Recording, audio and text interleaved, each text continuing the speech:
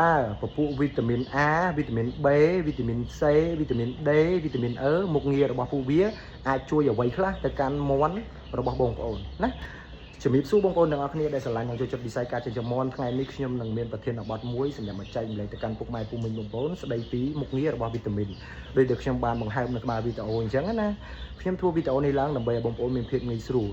ឲ្យបងប្អូនដឹងថាវីតាមីននីមួយៗហ្នឹងមុខងារវាអីគេណាពេលដែលបងប្អូនទៅទិញវីតាមីនពីដេប៉ូគេមកបងប្អូនអាចមើលនៅ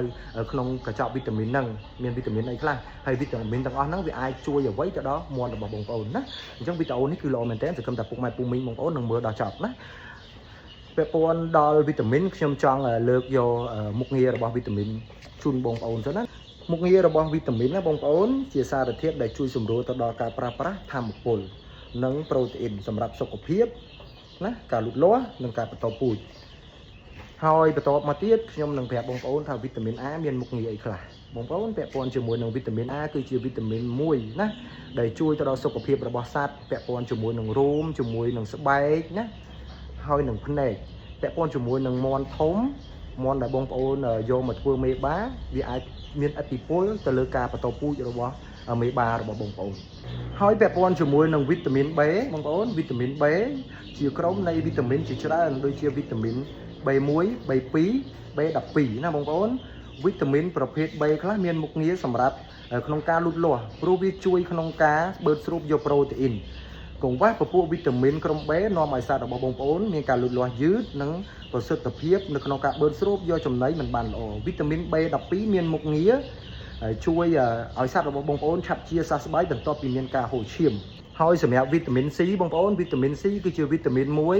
ដែលជួយលើកគេថាលើកកម្លាំងទៅកាន់សត្វរបស់បងប្អូនណាហើយជួយឲ្យសត្វបងប្អូនកាត់បន្ថយការ stress ហើយពាក់ព័ន្ធជាមួយវីតាមីន C បងប្អូនអាចលាយនៅក្នុងទឹកសម្រាប់ឲ្យមាន់បងប្អូនផឹកបានណាពាក់ព័ន្ធមួយវីតាមីន C ហើយបន្តមកទៀតវីតាមីន D បងប្អូនវីតាមីន D មានមុខងារសំខាន់សម្រាប់ការលូតលាស់និងការទ្រទ្រង់ឆ្អឹងនិងធ្មេញណាបងប្អូនវីតាមីនជួយជំរុញទៅដល់ការប្រើប្រាស់ជាតិកាល់ស្យូមនិងផូស្វ័រកង្វះនៅពួកវីតាមីន D បណ្ដាលឲ្យសត្វរបស់បងប្អូន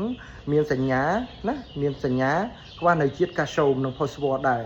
វាអាចនឹងមានរោគក្រិនណាធ្ងន់ធ្ងរពាក់ព័ន្ធជាមួយនឹងវីតាមីន E បងប្អូនមានតួនាទីនៅក្នុងការជំរុញប្រព័ន្ធការពាររាងកាយភាពស៊ាំជួយជំរុញដល់ការបន្តពូជទាញមកវិញប្រសិនបើបងប្អូនខ្វះនៅសារធាតុវីតាមីនទៅកាន់ពួកវាមាន់បងប្អូនដូចជាពពួកវីតាមីន A អាចនឹងមានផលប៉ះពាល់ដល់សុខភាពភ្នែករោមណាហើយនឹងស្បែករបស់ពួកវាហើយពាក់ព័ន្ធជាមួយនឹងមាន់ធំដែលយើងធ្វើការបង្កាត់ក៏វាមានផលប៉ះពាល់ទៅដល់គេហៅថាការបន្តពូជរបស់ពួកវាដែរការបន្តពូជរបស់ពួកវាខ្សោយយ៉ាងទៅពាក់ព័ន្ធជាមួយនឹងវីតាមីន B កង្វះនៃវីតាមីន B វាអាចធ្វើឲ្យមាន់បងប្អូនមានបញ្ហាក្នុងការលូតលាស់ព្រោះវីតាមីន B គឺជាវីតាមីនមួយដែលវាជួយបឺតស្រូបនៅប្រូតអ៊ីនដែលបងប្អូនបានផ្ដល់ជាចំណីមានន័យថាបងប្អូនផ្ដល់ចំណីឲ្យមាន់ស៊ីបើមាន់ខ្វះពពួកវីតាមីន B ឱកាសនៃការស្រូបយកប្រូតអ៊ីននៅក្នុងចំណីហ្នឹងគឺវាអត់បានល្អទេណាអញ្ចឹងវីតាមីន B គឺសំខាន់មែនទែនសម្រាប់ការងារចិញ្ចឹមមាន់នេះវាជួយជំរុញទៅដល់ការលូតលាស់របស់មាន់ពេលដែលបឺតប្រូតអ៊ីននៅក្នុងចំណីបានល្អអញ្ចឹងណាហើយពាក់ព័ន្ធជាមួយវីតាមីន C គេប្រើទៅលើមាន់ដែលមានសុខភាពឧទាហរណ៍ទៅឈឺផ្ដាសាយអញ្ចឹងគេដាក់វីតាមីន C ដើម្បីលើកយកដើម្បីឲ្យមាន់ហ្នឹងលើកកម្លាំងមាន់ហើយវីតាមីន C ជួយទៅកាន់ការ stress របស់មាន់ព្រោះវីតាមីន C ជួយឲ្យមាន់កុំឲ្យ stress ណាហើយពាក់ព័ន្ធជាមួយនឹងវីតាមីន D បងប្អូនវីតាមីន D គឺជាពពួកវីតាមីនមួយណាដែលសិនជាខ្វះអាហ្នឹងគឺវាអត់ជួយជំរុញទៅកាន់ពពួកកាល់ស្យូមនិងផូស្វ័រទេហើយបើកាលណាមានការងារនឹងកើតឡើងជួយឲ្យមាន់បងប្អូនចិញ្ចឹមទៅក្រិនរោគក្រិនគឺចិញ្ចឹមអត់ធំទេណាពាក់ព័ន្ធមួយវីតាមីន D ហើយវីតាមីន E វីតាមីន E គឺជាពពួកវីតាមីនដែលជួយណាដែលជួយការពារប្រព័ន្ធភាពស៊ាំណា